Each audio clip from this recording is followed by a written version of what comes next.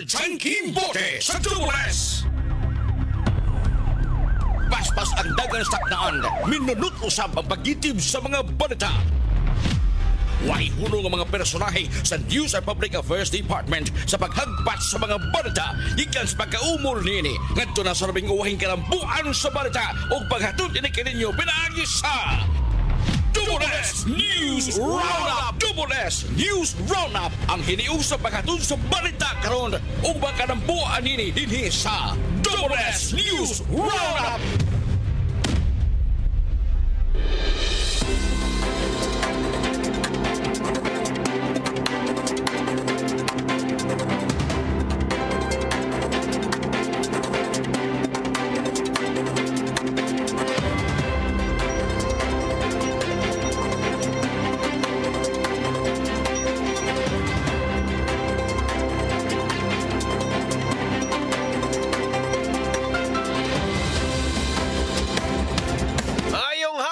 Kapuso sa mga lugar nga mabuti atong Sibya og sabi sa nasamang partes Pilipinas. Welcome diri sa laing edisyon ng atong tulumanon, inyong tulumanon mga kapuso, ang Dumules News Roundup. Adlaw karon nga Miyerkules, Oktubre 29, 2025. Mga kapuso, kita may mag-uban sa pagtukian ng mga dagkong isyo sa lokal, national ug international. Super Radio, Super Radio, Super Radio, Super Radio, Super Radio, Super Radio, Super Radio. Mga kapuso, kini ang inyong ubos na lagad sa kahanginan, Super Jangking Patindol Bote. Ug para sa mga nag-unang balita karong adlaw mga kapuso, Super Radio Local News. Super Radio. ni patuman og price freeze ang DTI sa mga nag-unang palaliton ilabi na nga nagsugod na ang holiday season. Ini ang gibutyag ni DTI Cebu Specialist Nathaniel Amores nga eksklusibong hinabi sa GMA Super Radio DYWS. Kuna siya kung naatay declaration sa state of calamity. Now, pareha karon diri sa probinsya sa Cebu, kung atong nilabay nga September 30 earthquake, ipagawas og resolution ng atong provincial government. So, after sa isuwan sa iyang resolution sa state of calamity, kita sa DPI Cebu Provincial Level, ipagawas kita dahil og price freeze sa mga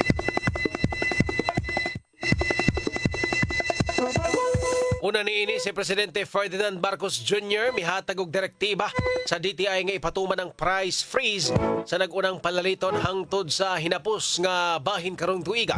Matud pa ni Amores nga padayon sa mangilahang daily ug weekly monitoring ilabi na sa mga lugar nga naigo og kalamidad.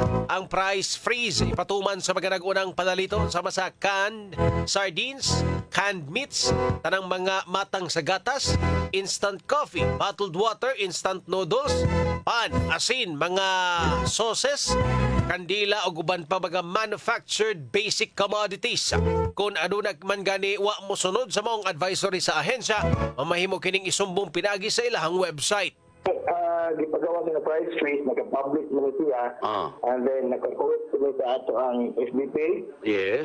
DPI Visayas, nagka-public sila siya. So kung ano mo yung mga makita ng mga base sa ato gipagawa sa price freeze, nga limit ng pasaka, hindi mo report sa DPI.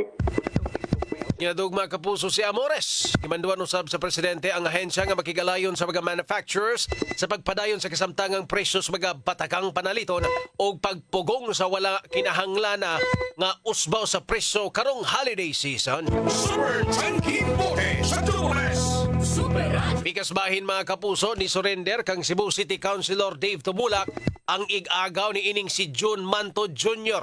nga si alias John, 41 anyos, taga sitio Balao, Barangay Sudlundos, Dakbayan sa Sugbo, mga alas 10 kagabi. Giingong usa si alias John sa mga suspect nga mipusil patay kang Police Captain Joel De Parini. Sigo ni Councilor Tumulak ang pamilya ni alias John nangayo og tabang sa Barangay Kapitan ug ang Barangay Kapitan nanawag kaniya og nangayo og tabang. Giingong nitago si alias John dito sa lungsod sa Sambuan human sa hitabo kay nahadlok. Niya istorya ni konsehal tumulak ang asawa ni ini o giawhag nga mo surrender na lang aron pagtubag sa aligasyon. Matud pa ni tumulak nga gihimakak ni alias John nga may kalabutan siya sa nahitabo sa duha ka pulis nga nadistino sa CIDG Regional Field Unit kay giingong niadtong mga higayuna didto siya og Mandawi City na narbaho.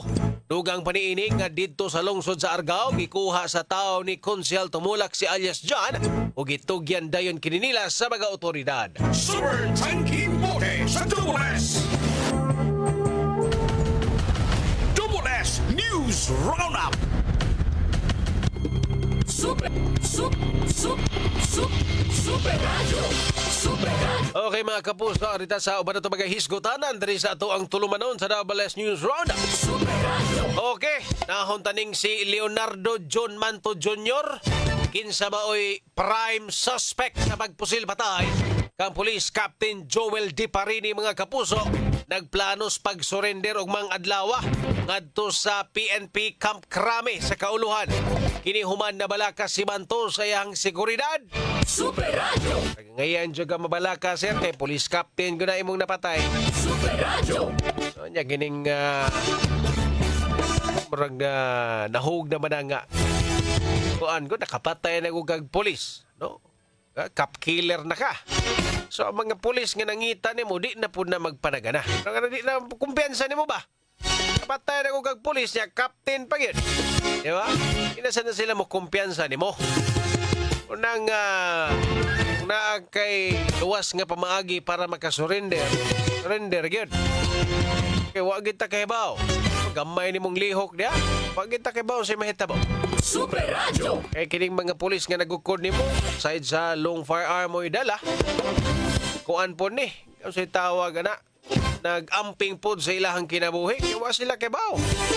Kung unsay senaryong mahitabo. Kung galing magkita mo sa karsada. Super Radio. Di ba? Pero murag init naman kay dugo sa pulis ni mo busman to. Kay ilang kabaro guna imong napatay, kapitan. Unang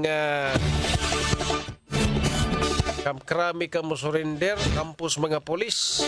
May gurog sa NBI.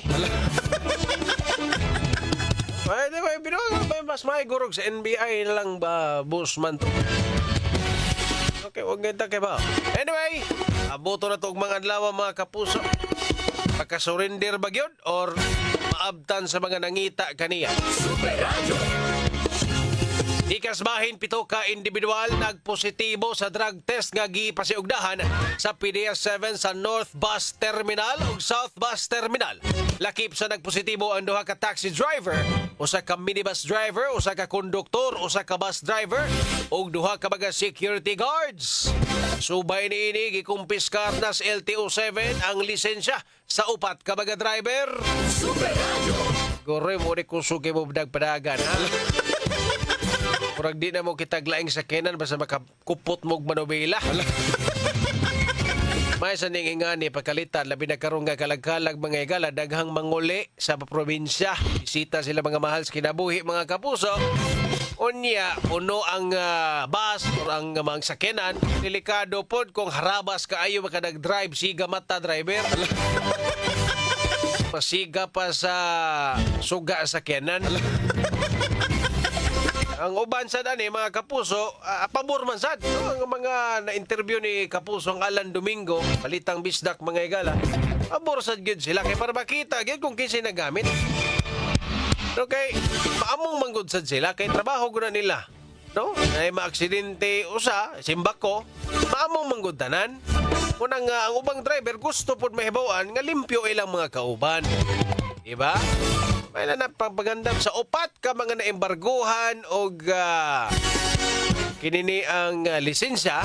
Pag positibo ganimos confirmatory test, nagyugoy idea kung mabalik ba na inyong mga lisensya.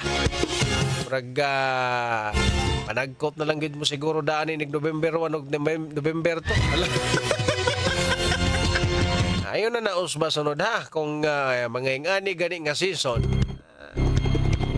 I don't know. Ting ulis mga tao. Siyempre, kining mga ahensya tos gobyerno, O tanaw gina sa mga driver nga nag-drive. Nagini mga random drug test mga kapuso. Cebu City Councilor Pastor John Alcober ni pasaka og kasong graft, Anti-Graft and Corrupt Practices Act. Pato kang Mayor Nestor Archibal ngadtos ombudsman human gi-question niini ang aligasyon sa legalidad or gi-question niini ang legalidad sa Coulon Night Market. Super Radio.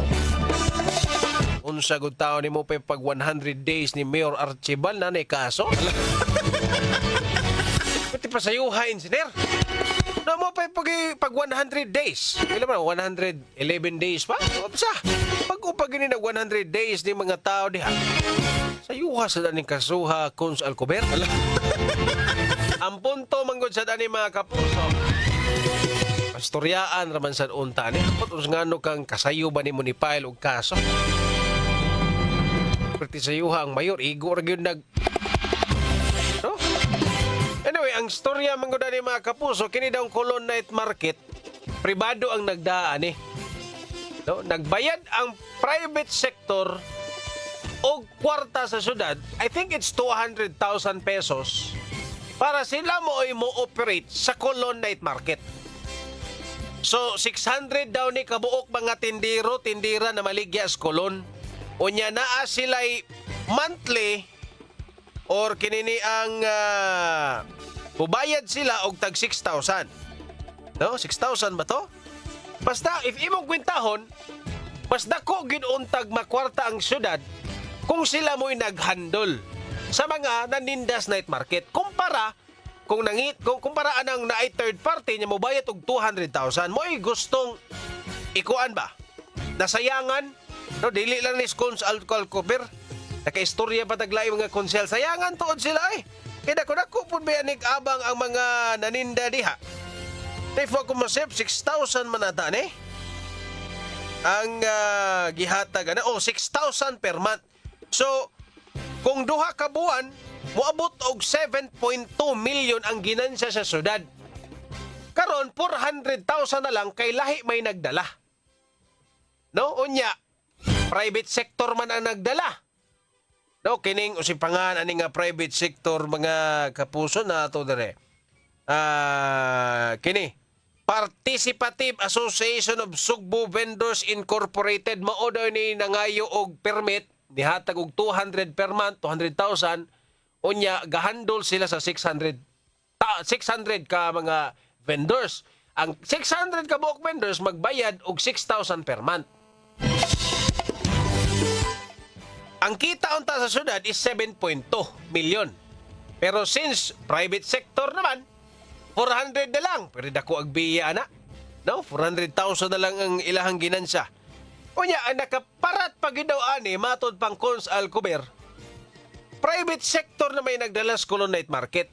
Ngano ang ato ang barangay tanod, ang CCTO, ang pulis mo ay nagbantay, dapat sila ang mo provide sa mo guide, uman, diha kay nagamit man sila government resources. Pero lahi mo'y nagdala. Diba lahi mo'y nakaginansya?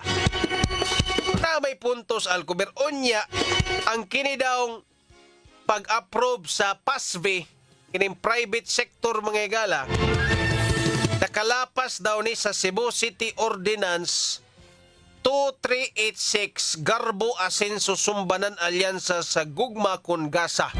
Modo niya dapat ang special body nga mo regulate, mooy mo atiman sa mga night market. Wa daw mo agi sa Gasa ang kining private sector nga naghandle sa Coulon Night Market mga kapuso.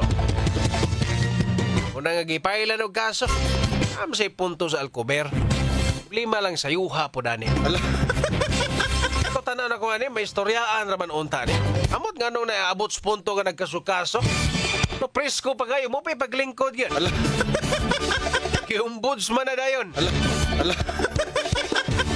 Ay nako tagaanta nag-igong pagtagad mga kapuso. Nagbalik nining atong tulumanon sa Double S News Roundup atong takna. Double S News Roundup Super Radio Reports. Super Radio. Mandawi City Mayor Jong Kiuano ni padangat sa iyahang report kabahin sa unang 100 kaadlaw ni inis katungdanan. Super Norman, pasok! Yata sa Presidente bago lagi nga na human ang pagpamulog ni Mayor Jong Kiuano sa iyahang usa ka kaadlaw sa iyahang administrasyon dinhi sa Ciudad Mandawi isip napili nga mayor. Una niya gipasiatab ang iyahang healthcare program nga mo iyahang prioridad dinhi sa Ciudad sa Mandawi matud pa nga aduna na sila nakuha sa mga pundo gikan sa buhatan ni Mandawi Lone Congressional District Congresswoman Lollipop Uwano Dizon nga moabot ngadto sa 387 milyones ka pesos ala kini sa katukuran sa ospital o Mandawi City Hospital. Mato pa niya nga ang Mandawi City Hospital gani bisan na pa sa level 1 nakahimo na sab kini og major operation cesarean yato nga bilabay nga mga buwan. Mato pa niya nga iyang gi tahasan ang City Health Office ang Mandawi City Hospital sa pag atiman sa mga Mandawihanon o buhatag o kalidad nga serbisyo sa panglawas samtang giingon sab niya nga prioridad sab niya ang edukasyon dinhi sa Ciudad Mandawi gani aduna na sa budget gikan sa buhatan ni Congresswoman Lollipop Uwano Dizon 700 milyones ka pesos alang sa usa ka mid-rise building sa Pagdaan National High School. Aduna sa e-library nga bukas 24/7 kaning naa sa may City Hall grounds unya mga flood management iyan na sab gahinan og budget 218 million na supplemental alang ni sa pag pamalit niining mga vacuum truck, compactor truck, mga dump truck og coordination sa DPWH nga mohuam sa ilahang suction pump aron nga makatabang sa pahaptay sa mga drainage system sa Ciudad Mandawi malikayan ang mga dagko nga pagbaha. Ipila lamang kini Superintendent Kim sa iyahang mga prioridad daghan pa nga mga nahimo sa iyahang usa ka gatos ka adlaw ug nanginaot siya nga tinabangay gihapon ang mga kadagkuan sa Ciudad sa Mandawi labi na suporta sa mga Mandawihanon aron nga mas namulambo pa muhapsay malinawon ang syudad. Mo na latest gikan diri sa Ciudad Mandawi kini Super Norman Mendoza sa GMA Super Radio DWS dapat totoo. Publiko giawhag nga pahimuslan ang satellite terminals aron dili mahuot sa South ug North Bus Terminal. Super Decibel, pasok! Gihawhang ni Ahmed Quizon, General Manager sa Cebu South ug North Bus Terminal ang pasahero nga pahimuslan ng mga satellite terminals ng ilang giestablisar ni nga kalag-kalag kini aron malikayan nga maghuot sa Cebu South ug North Bus Terminal ang mga tawo nga manguli sa ilang tagsa-tagsa ka probinsya kay adto magkalag-kalag ang satellite terminal sa South Bus Terminal na animutang sa gahayan sa Series Bus sa Barangay Kinasangan Pardo samtang ang Cebu North Bus Terminal naa sa gahayan sa Series Bus kilid sa SNR sa Mandawi North Reclamation Area. Gihimugatan ni Quezon nga tumong ni ini nga malikayan nga maghuot ang duha ka mga terminal o dili usab moabot dito sa gawas gani aron gid malikayan nga maglinya o gataas o maghuot hinon ang mga tao tagaan og prioridad sa terminal sa Cebu ug North Bus Terminal kaning mga pregnant women, kaning mga senior citizen, mga PWD alang silhang libre nga sakay. Ni Cebu Government Melabari 4 iyang gipahibaw kaganina nga karong November 2 ilang ilibre ang entrance fee sa mga taxi aron nga mokuha og pasahero kay nabantayan niini nga sa mayngon ana nga mga adlaw nga tingbalik sa mga tao para sa trabaho man sa ilahang bakasyon daghang mga taxi ang nagpaabot sa gawas o daghan sa mga pasahero ang dugay nga makasakay maong nga musugwak ang mga tao sa maong mga terminal maong nga nakahuna sila sa paglibre sa entrance fee sa maong mga sa taxi aron nga dali ra ang paghiyos sa mga tao nga naa sa terminal. Gihawag sa nila ang katawhan nga manguli nga mo sunod lang sa unsay gipagawas nga mga lagda kini aron malikayan ang kakulian. Kinis Desmay Padilla sa GMA Super Radio DYWS, dapat totoo. Super Radio. Daghang salamat, Super Norman Mendoza ag Super Desmay Padilla sa inyong mga reports. Super Radio Weather News. Mga kapuso, alang sa update sa dagan sa panahon, nasa ato ang linya si Sir Joseph Merla sa Pag-asa Mactan. Sir Joseph, maayong hapon. Maayong hapon usab, Super John Kim, ug sa ato ang mga sukit ug paminaw. Mga latest weather update para sa sunod nga 24 oras. Wala gyud puntay gibantayan nga LPA ug Bagyo Sud o duol sa atong Philippine Area of Responsibility. Ang ato ang weather system nga nakaapekto sa atong nasod, unani kining ITCZ o Intertropical Convergence Zone, nakahatag og mga pagpanagom ingon man taas nga tsansa sa mga pag-ulan sa Palawan, ingon man diri sa Visayas ug sa Mindanao. Ang ikaduha nga weather system kining amihan o northeast monsoon mo'y nakaapekto apan diha lang sa tumoyng bahin sa northern Luzon. Mungsod sa 24 oras tungod aning ITCZ, ang tibuok Kabisayaan lakip ng probinsya sa Sugbo, makasinati ta aning pagkamanag-umon sa kalangitan, dili ta tantong init o taas gyapon ang tsansa aning mga katag-katag ng mga hinay ito sa kasarangan ug na okasyon nga kusog na mga pag-ulan. Maong di gyapon ta magkumpiyansa, nagyapon ni hulgaan ang mga pagbaha ug pagdahili sa yuta, labi na kung matungnan ta ang mga kusog ug mga magdugay na mga pag-ulan. Ato mga pag-ulan karong mga orasa, is natin mga pag-ulan diri sa may southern portion sa Central Cebu, ingon man north western portion sa may Bohol. Kini nubanan usaban ni mga pagpanugdog ug kilat mong nagipuning magbantay gyapon ta sa atong mag-issue ng mga thunderstorm advisories. Ug para sa kahimtang sa atong hangin ug kadagatan, ang tibuok Kabisayaan adunay hinay ngadto sa kasarangan nga hangin gikan sa aminang kasadpan ngadto na sa habagatang kasadpan ug atong kadagatan adunay malinawon ngadto sa kasarangan nga mga pagbalod. Sa Cebu atong dagat motaob ni sa alas 2:15 ugma sa sa buntag nga nagilawmon nga 1.4 meters ug mohuna sa alas 11:29 ugma sa buntag nga nagimabon nga 0.3 meters. Atong temperatura 25 to 31 degrees Celsius ug atong haring adlaw ni salub kaganina alas 5:21 sa hapon ug mosubang ugma sa alas 5:34 sa buntag. Ug matong latest diri sa buhatan sa Pag-asa Mactan, Visayas do Este, si Joseph Merlas, maayong gabi. Mga kapuso, ang update sa dagan sa panahon pinagi ni Sir Joseph Merla sa Pag-asa Mactan mo'y nagtapos sa first portion ng atong tulumanon sa WS News Roundup. Sa di pa tamatusunan mga kapuso, palotson sa tanin. WS News Roundup. Okay mga kapuso, balik na diri sa ito ang tulumanon sa WS News Roundup. Sa gihapon, kini ang inyong ubos na lagad sa kahanginan. Super John Kim Bote mga kapuso. Kita maglangan, arita sa ito ang magahisgutanan. Di isa ta mutakol og national mga kapuso, ari sa ta sa Cebu. E murag taod-taod tawa ka topic og Cebu mga igala.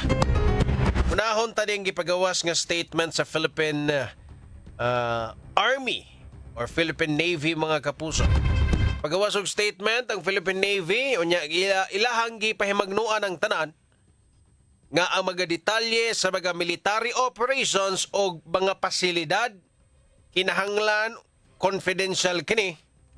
Unya ilahang gibuhian nga statement mga kapuso. Ang mga facilities, military operation must remain confidential. Asa man ni nagikan nganong nibuhi manig statement ang Philippine Navy nga kinahanglan confidential ang mga pasilidad nila o ang ilahang mga military operations. No? Tungod ni sa perting dako ang tarpaulin des Lapu-Lapu City. So kining tarpaulin nila Mayor Cindy King Chan o Congressman Ahong Chan mga kapuso niadtong February mga igala 2025 nga samto inauguration groundbreaking a missile storage facility diya sa Naval Base Rafael Ramos in Lapu-Lapu City mga igala. So mura nag-gi-announce ito nga, oy nami missile dire.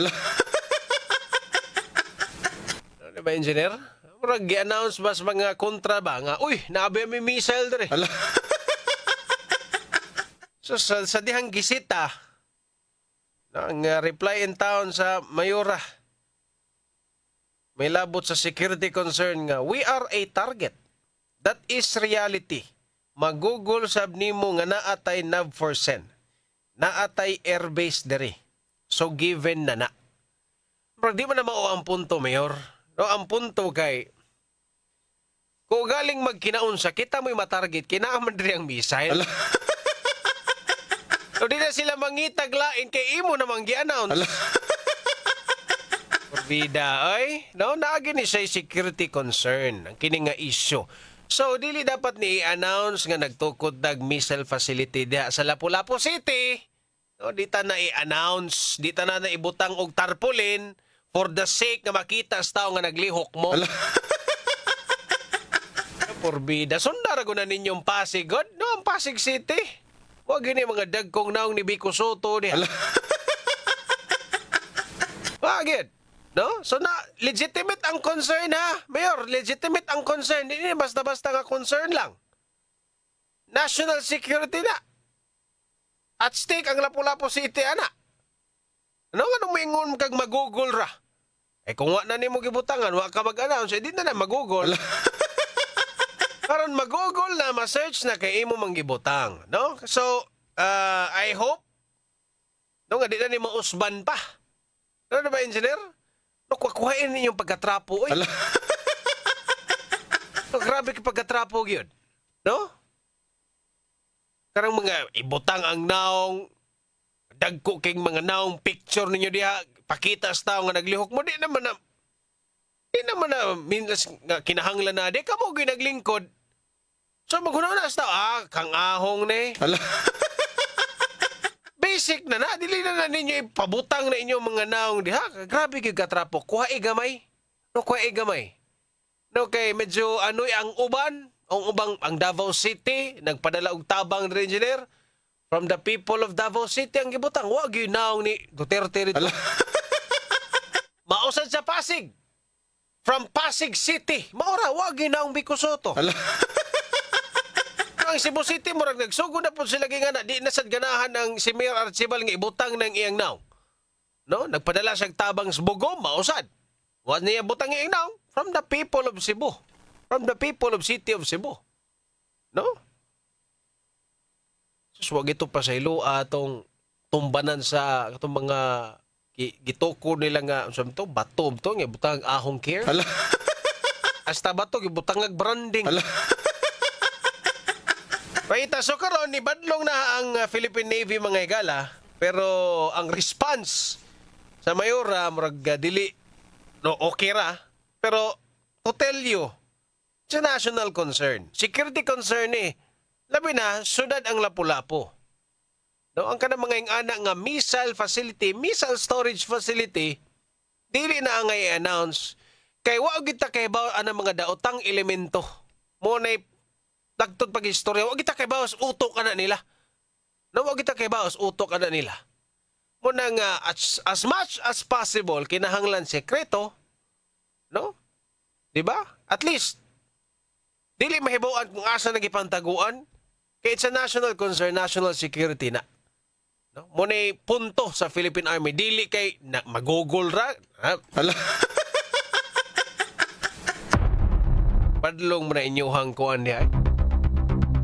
Badlong ang inyong mayor.